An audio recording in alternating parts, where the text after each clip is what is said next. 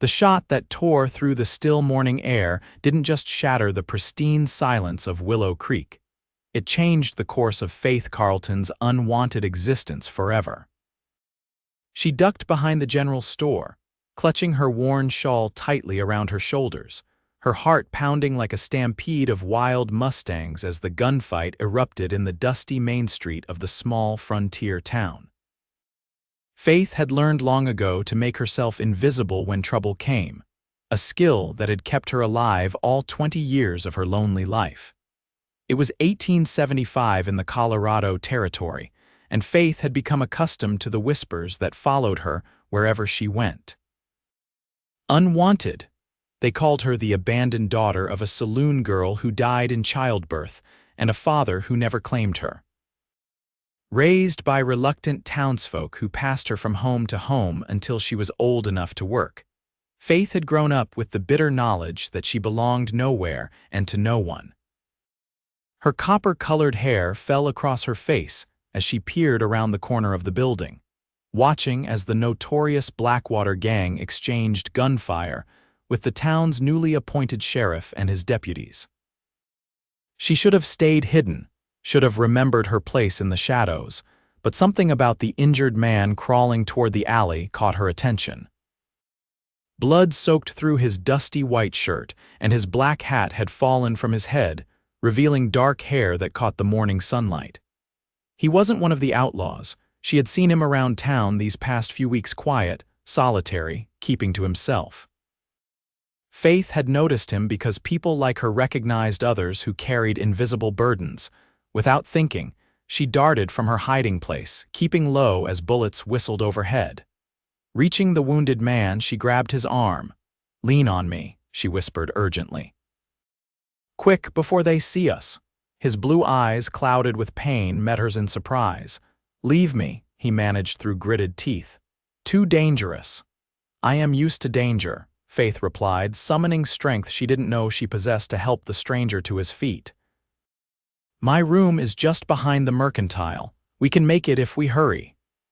Together they stumbled through the back alley, the sounds of gunshots growing more distant. By the time they reached the small room Faith rented above the laundry where she worked, the man was barely conscious, his breathing labored. "My name is Faith," she said as she helped him onto her narrow bed. "Faith Carlton." "Knox," he replied weakly.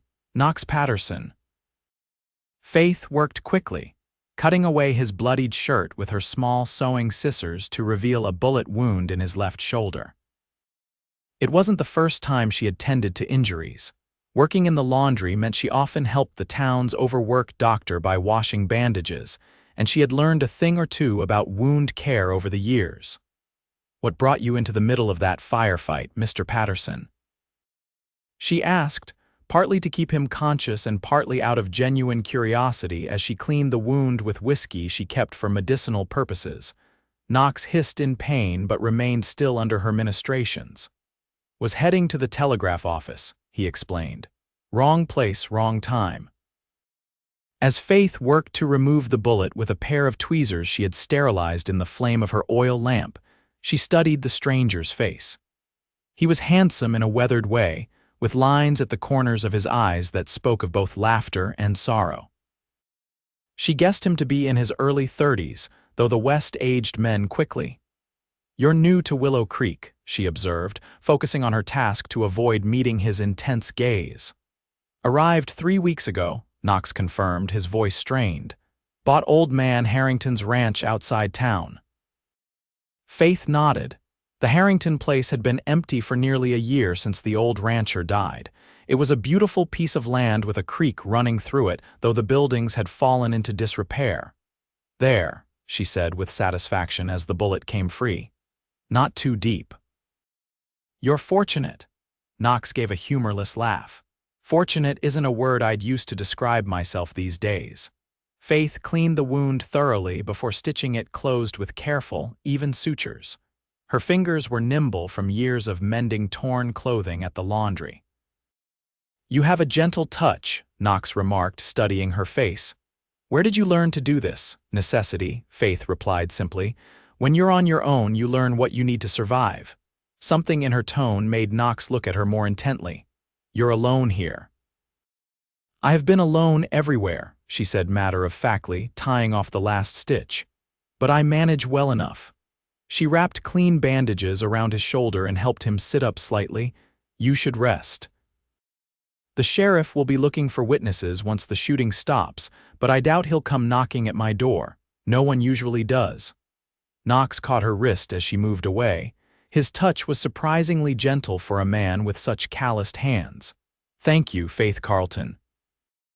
"You may have saved my life today," she nodded, uncomfortable with his gratitude. "Anyone would have done the same." "No," Knox said firmly. "They wouldn't have. Believe me, I know." Faith busied herself with cleaning up the bloodied rags and water basin, unsure how to respond. People in town barely acknowledged her existence unless they needed laundry done. She was used to being invisible, a shadow moving through life unnoticed. "You should sleep," she said finally. "I need to get to work or Mrs. Winters will dock my pay. I'll bring you some food when I return." Knox settled back against her pillow, exhaustion evident in his face. "I won't forget this kindness," he murmured as his eyes drifted closed. Faith slipped out quietly, locking the door behind her. As she made her way to the laundry, she couldn't help wondering what strange twist of fate had brought a wounded stranger to her care, and why she felt an inexplicable connection to a man she barely knew. The laundry was bustling with activity when Faith arrived, the air thick with steam and the smell of lye soap. Mrs. Winters, a stern widow who had taken over the business after her husband's death, gave Faith a suspicious look. "You're late, girl," she said sharply. "There's a pile of linens from the hotel waiting and the doctor sent over bandages again." "I'm sorry, Mrs. Winters," Faith apologized, tying an apron around her waist. "I was delayed by the shooting." The older woman's expression softened slightly. "Terrible business.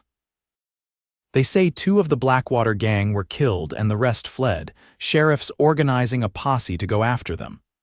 She peered at Faith more closely. "You look pale. You weren't caught in it, were you?" Faith shook her head, bending to the washtub to hide her face. She had never been a good liar. "Just frightened by the noise."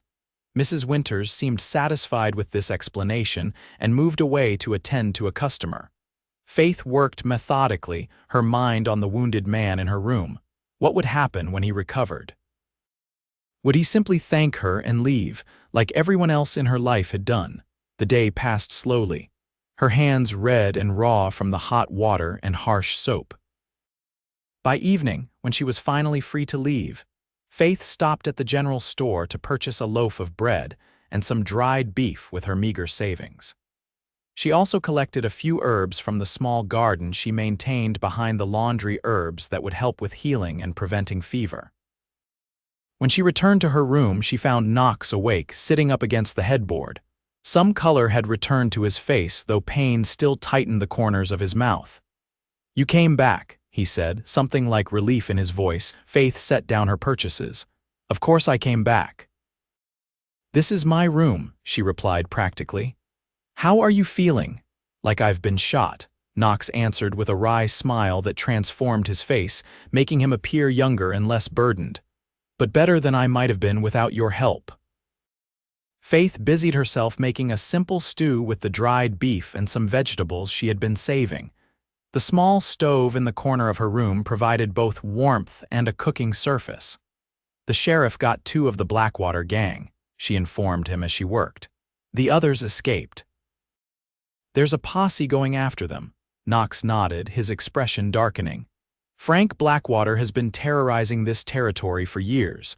Whenever the law gets close, he slips away." Something in his tone made Faith look up from her cooking. "You sound like you know him."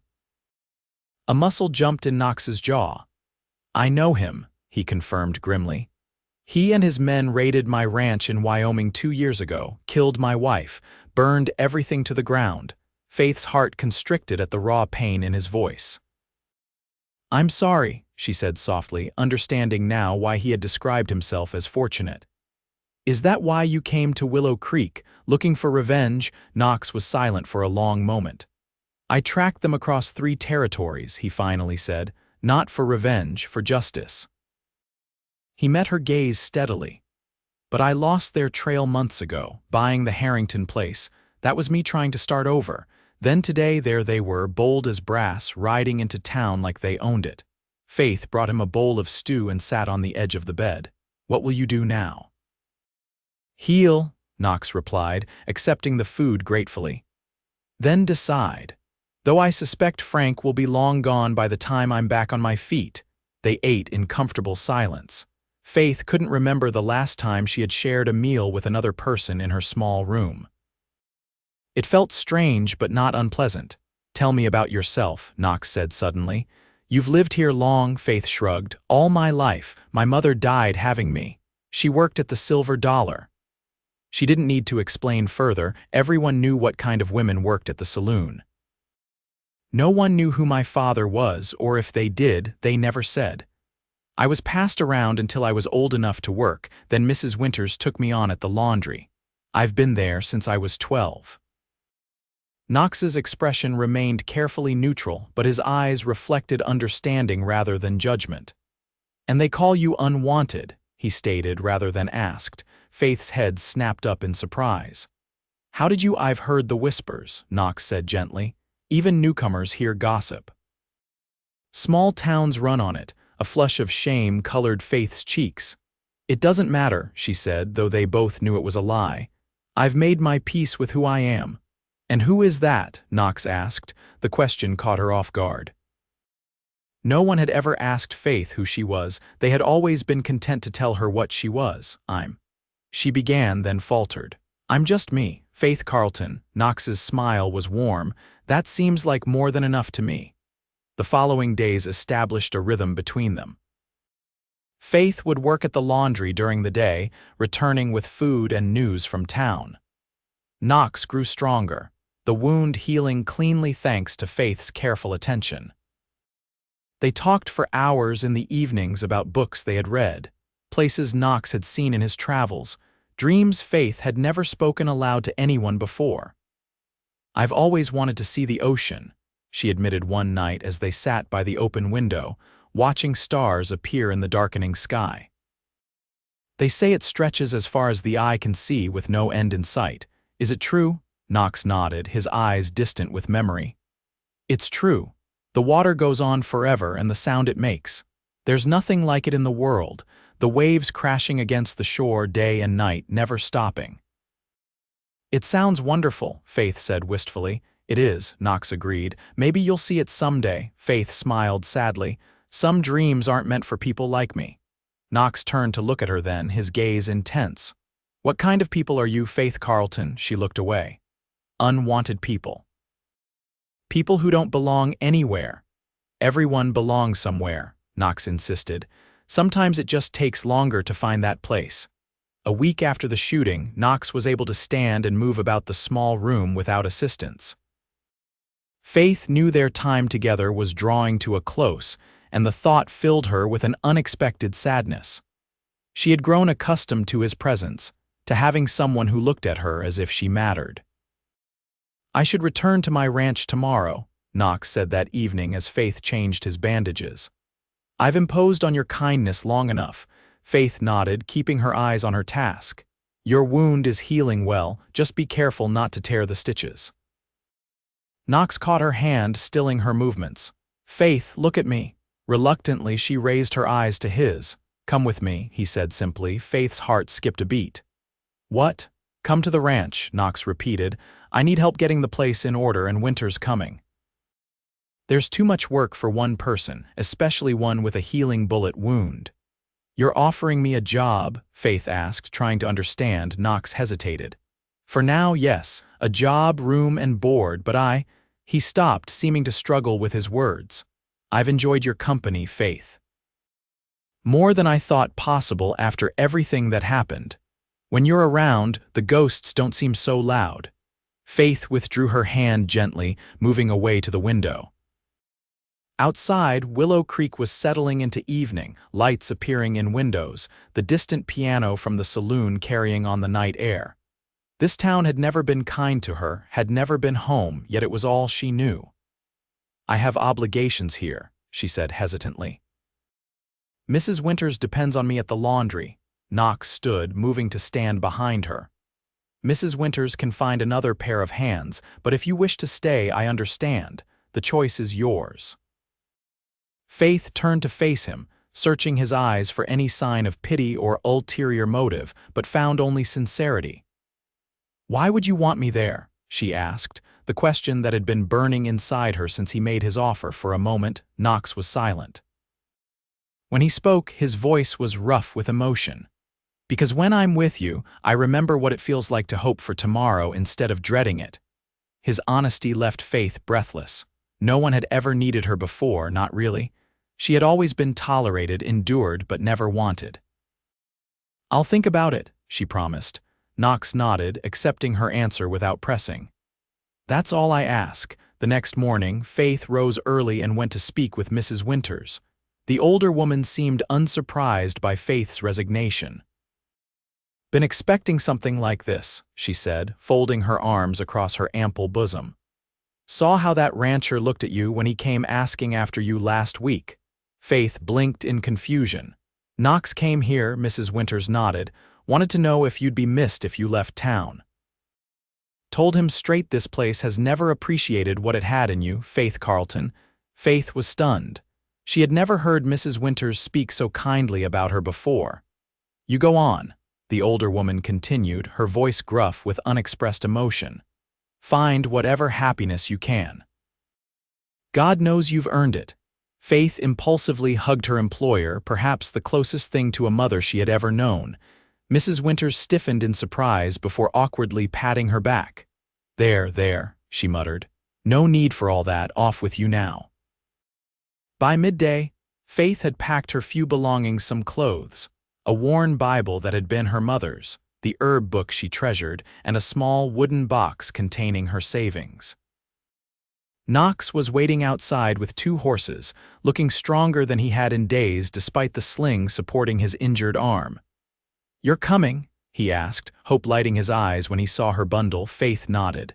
Yes, though I should warn you I've never been on a horse before. Knox's laugh was warm and genuine. Then today will be full of firsts for both of us. The ride to the Harrington Ranch, Knox's ranch, now took just over an hour. Faith marveled at the changing landscape as they left town behind, the open prairie stretching around them, dotted with wildflowers and the occasional stand of cottonwoods. When they crested a small rise and the ranch came into view, Faith caught her breath. It was larger than she had imagined, with a main house of weathered timber, a large barn, corral, and several outbuildings. A creek wound through the property, its banks lined with willows, and beyond the buildings stretched fenced pastureland that seemed to go on forever. Despite signs of neglect, peeling paint, a sagging porch, overgrown garden beds, Faith could see the beauty and potential of the place. It needs work, Knox acknowledged as they rode into the yard, but the bones are good. It's beautiful, Faith said honestly. Knox helped her dismount, his hands steady at her waist. Welcome home, Faith Carlton. The words sent an unexpected warmth through her chest. Home, it was a concept she had never truly understood. The interior of the house was dusty but solid, with a large central room containing a stone fireplace, a kitchen area, and sturdy furniture draped with sheets. Doors led off to several bedrooms and a small study. Knox showed Faith to a room that must have belonged to a daughter or female relative, with a carved wooden bed frame and faded floral curtains. This can be yours, he said, standing awkwardly in the doorway. I've been sleeping in the main bedroom. The other rooms need repair, roof leaks. Faith set her bundle on the bed, looking around at the space that was now hers. It was larger than her room above the laundry, with a real window that looked out over the creek and distant mountains. Thank you, she said sincerely. They spent the remainder of the day cleaning, airing out rooms, and making the house habitable.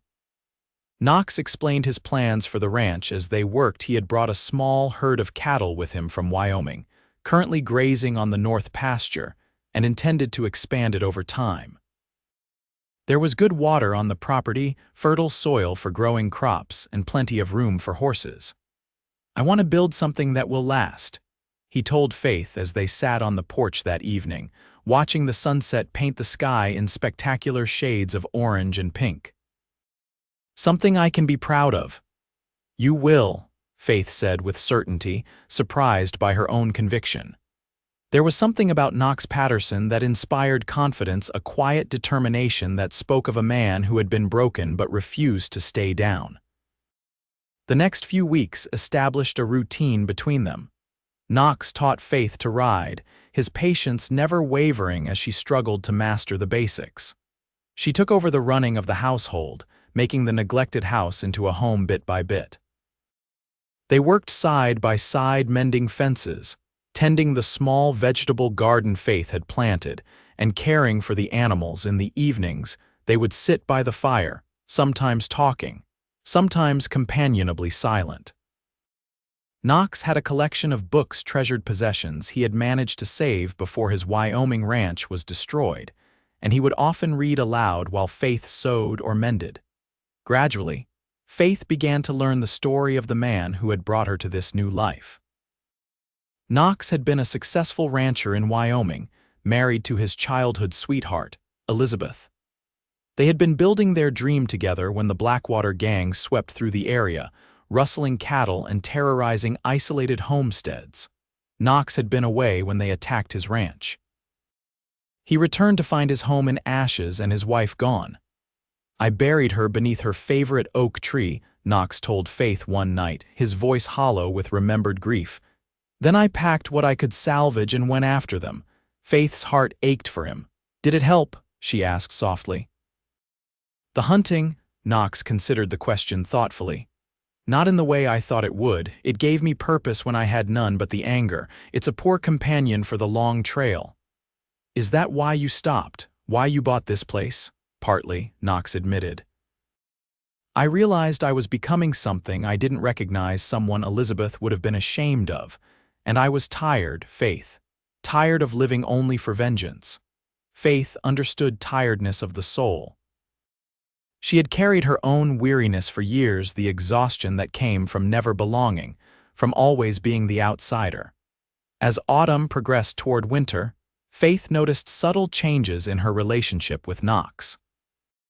His gaze lingered on her more frequently, and he found reasons to be near her, to touch her hand or shoulder in passing. For her part, Faith found herself watching him when he wasn't looking, admiring the strength in his shoulders as he chopped wood, the gentleness in his hands when he tended to a newborn calf.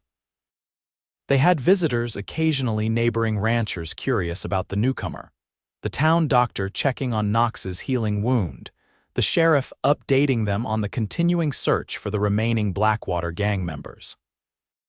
Word had spread about Faith's new situation, and she felt the weight of speculation and judgment in the visitors' glances, though Knox never seemed to notice or care what others thought. The first snow came early that year, a swirling curtain of white that transformed the landscape overnight. Faith woke to find the world blanketed in silence, the familiar contours of the ranch made new and mysterious by drifts that sparkled in the morning light. She found Knox on the porch, watching the transformed land with a cup of steaming coffee in his hands. He turned at the sound of the door, his face lighting with a smile that made Faith's heart flutter strangely in her chest. "I've never seen anything so beautiful," she said, coming to stand beside him. Knox's eyes remained on her face. "Nor have I." Faith felt heat rise to her cheeks at the intensity of his gaze. These moments of almost something had been increasing between them, leaving her both hopeful and terrified. Her inexperience with matters of the heart made her cautious, and the specter of Elizabeth, the wife Knox had loved and lost, sometimes seemed to stand between them. "We should check the cattle," Faith said, breaking the moment. "Make sure they have access to feed." Knox nodded but caught her arm gently as she turned to go inside for her coat. "Faith, wait." He set down his coffee cup, his expression suddenly serious. "There's something I need to say." Faith's pulse quickened. "Yes, these past months with you." "They've been the first peace I've known in a long time," Knox began, his words careful and measured. "You've brought something back to life here, and not just the house or the garden." He gestured toward his chest. In here, Faith stood very still, hardly daring to breathe. "I know I'm not what you deserve," Knox continued. "I'm older, I'm still carrying ghosts, and God knows I have enemies that might come looking one day. But if you could see your way to..." The distant sound of approaching horses interrupted his words. Knox's expression changed instantly, alert and wary. He reached for the rifle kept by the door. "Get inside," he told Faith, all tenderness gone from his voice. Now, Faith hesitated. "Knox, please, Faith," he said more gently. "If it's trouble, I need to know you're safe." She nodded reluctantly and went inside, but remained by the window where she could see the yard. Through the swirling snow, she could make out 3 riders approaching, their figures dark against the white landscape. Knox stood on the porch, rifle ready but not raised, waiting. As the riders drew closer, Faith saw that one was slumped forward in his saddle, apparently injured. The other 2 were supporting him between them. They stopped at a respectful distance, and one called out, "Hello, the house. We mean no harm. We need help. My brother's been shot." Knox lowered his rifle slightly but remained cautious. "Identify yourselves." "Name's Garrett Miller," the man replied. "This is my brother Daniel and our friend John Harris. We're from the Double M Ranch north of here. We were tracking rustlers when we got ambushed." Daniel took a bullet. Knox studied them for a moment longer, then nodded. "Bring him in." He turned toward the house. "Faith, we need hot water and bandages." Faith moved quickly, putting water on to boil and gathering the medical supplies she had accumulated. By the time Knox and the 2 uninjured men carried Daniel Miller into the house, she had cleared the kitchen table and covered it with clean linens. "Lay him here," she directed, falling back on the calm efficiency she had developed during her years at the laundry. "Knox, I'll need your help." The wounded man was young, perhaps 25, with fair hair now matted with blood from a gunshot wound to his upper chest. Faith cut away his clothing to reveal the damage bad, but not immediately fatal if they could stop the bleeding and prevent infection. "The bullet's still in there," she told the anxious brother. "I can try to remove it, but I'm not a doctor." "Nearest doctor's a day's ride in this weather," Garrett Miller replied grimly. "Do what you can, miss, please." Faith looked at Knox, who nodded encouragingly. "You've done this before," he reminded her. "I trust your hands." His confidence steadied her. Faith set to work, first cleaning the wound, then using a pair of long tweezers to locate and extract the bullet. It was difficult, painstaking work that required all her concentration. Knox assisted silently, anticipating her needs, handing her instruments and fresh cloths without being asked. Finally, the bullet came free, and Faith stitched the wound closed with the same precise stitches she had used on Knox months earlier. The young man had remained mercifully unconscious throughout the procedure. "He needs rest and warmth," she told the brother when she had finished. "And prayer wouldn't hurt." "Thank you," Garrett said fervently. "God must have been watching over us, leading us to your ranch." "It was good fortune," Knox agreed, though his expression remained troubled as he looked at Faith. "You men are welcome to stay until your brother can travel safely." The Miller brothers and their friend ended up staying for 4 days while Daniel recovered enough strength for the journey home.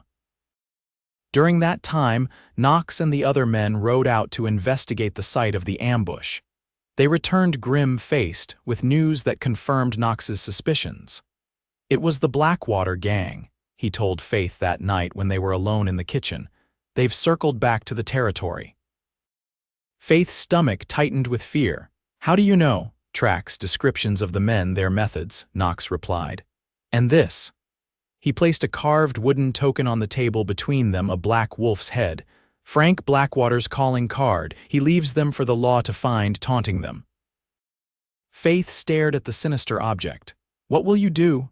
Knox ran a hand through his hair, conflict evident in his face. "What I should do is ride to town, inform the sheriff, let the law handle it." "But," Faith prompted, knowing there was more. But it's Frank Blackwater, Knox said, the old rage momentarily darkening his eyes. He slipped away before, he'll do it again unless someone stops him. Fear gripped Faith's heart. You're thinking of going after him yourself. It wasn't a question, but Knox answered anyway. The thought crossed my mind. Faith reached across the table to take his hand. And what about everything you've built here, everything you're still building? Knox's gaze met hers, his expression softening. That's why I haven't already saddled my horse.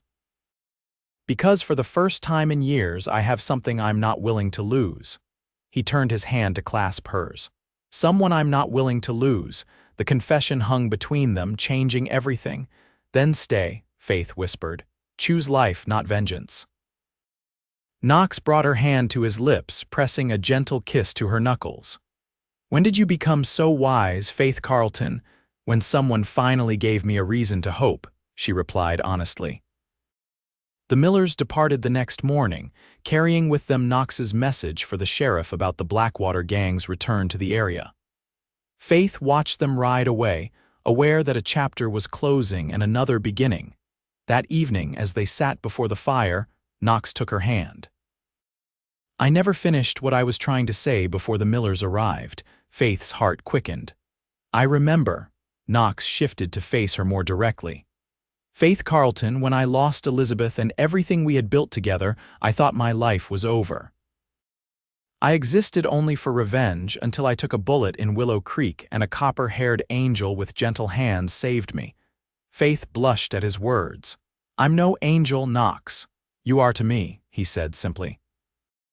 You've shown me that there can be life after loss, that the heart can heal and learn to love again. Because I do love you, Faith, with everything I am. Tears filled Faith's eyes. Even though if you say unwanted, I may have to kiss you to stop the words, Knox warned, a smile playing at his lips. You are wanted, Faith, you are needed, you are loved, by me. They've called me unwanted my whole life, Faith said, her voice breaking. I started to believe it was all I could ever be. Knox cupped her face gently in his hands. Then let me spend the rest of my life proving them wrong. Let me show you every day that you're all I need. Faith leaned into his touch. I love you too, she whispered. I think I have since you first smiled at me, even with a bullet in your shoulder. Knox laughed softly. I'm afraid I wasn't at my best that day. You were perfect, Faith assured him, wounded and stubborn and determined to live. Knox's thumb traced the curve of her cheek. May I kiss you now, Faith Carlton? Faith nodded, her heart soaring as Knox leaned forward to press his lips to hers in a kiss that felt like coming home gentle at first, then deepening with a promise of passion and commitment that took her breath away. When they finally parted, Knox rested his forehead against hers. Marry me, he said. Be my wife, my partner in everything. Help me build a legacy that will outlast us both. Yes, Faith answered without hesitation. Yes to all of it. They were married by the circuit preacher 2 weeks later in a simple ceremony attended by neighboring ranchers, Mrs. Winters, and even the sheriff, who brought news that 2 more members of the Blackwater Gang had been captured. Frank Blackwater himself remained at large, but the immediate threat seemed to have passed, and Knox had made his choice life with Faith over the endless pursuit of vengeance. Spring came to the ranch, bringing new life in the form of calves, foals, and the garden Faith had expanded to include not just vegetables but flowers that added splashes of color to the landscape. The house had been transformed under her care, with repaired furniture, fresh curtains, and the warmth that comes from a home filled with love. One evening, as they sat on the porch watching the sunset, Knox presented Faith with a small package wrapped in brown paper. "What's this?" she asked, surprised. "Open it," Knox encouraged. Inside was a leather-bound journal with blank pages and a fine pen. Faith looked at Knox questioningly. "For your dreams," he explained. "To write them down so we can make them come true one by one." Faith opened the journal, finding an inscription on the first page in Knox's neat handwriting. "To Faith Patterson, who taught me that what we have lost is never as important as what we have found. All my love, Knox." Beneath it was a list, and at the top, circled in ink, "See the ocean." Faith's eyes filled with tears as she looked from the journal to her husband. "You remembered." "I remember everything you tell me," Knox said, drawing her close. "And I intend to take you to the Pacific coast next spring once the ranch is more established. You'll hear those waves crashing day and night, just as I promised." Faith leaned against his strong shoulder, watching as the last rays of sun painted the land they now shared in gold. "I never dreamed I could be this happy," she confessed, "that I could belong somewhere to someone so completely." Knox pressed a kiss to her copper hair. "You belong with me, Faith Patterson. The unwanted girl and the man who lost everything together, we found everything that matters." As stars began to appear in the darkening sky, Faith reflected on the journey that had brought her here from the whispered cruelty of Unwanted to the love she now knew. She had finally found her place in the world, not in spite of her past but because of it, for it had shaped her into the woman Knox loved. "What are you thinking?" Knox asked softly, his arm warm around her shoulders. Faith smiled up at him, her heart full.